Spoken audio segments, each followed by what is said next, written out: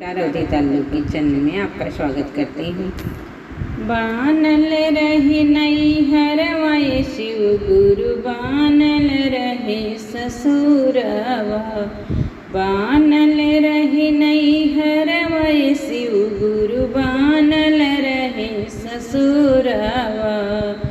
ऐसन बरवादी है शिव गुरु साजल रहे सिनूरवा।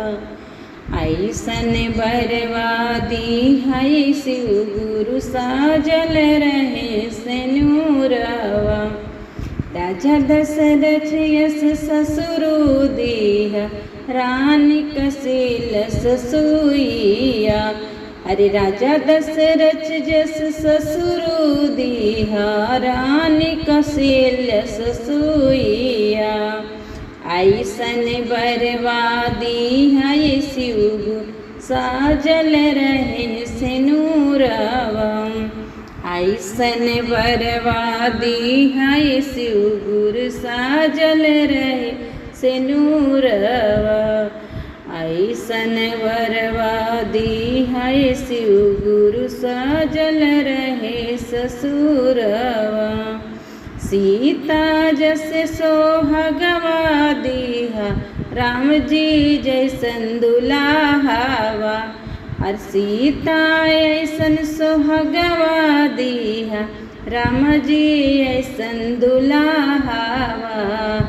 ऐसन बरवादी है शिव गुरु साजल रहे सिनूरवा।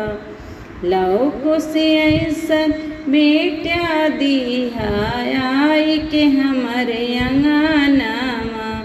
लव कुश ऐसन बेटा दीहा आई के हमारे अंगनामा।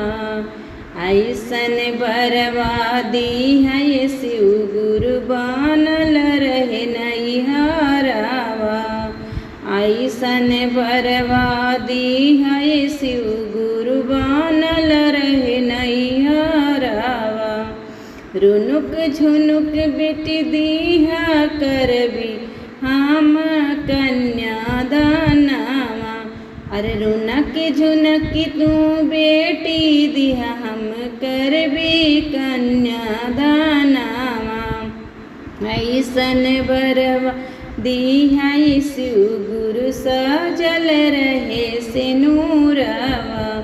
अरे ऐसन बरवादी है शिव गुरु साजल रहे सिनूरवा।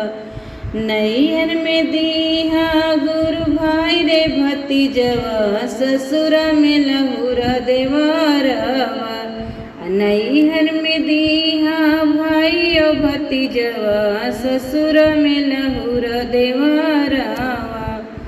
ऐसन बरवादी है शिव गुरु साजल रहे सिनूरवा। ऐसन बरवादी है शिव गुरु साजल रहे सिनूरवा।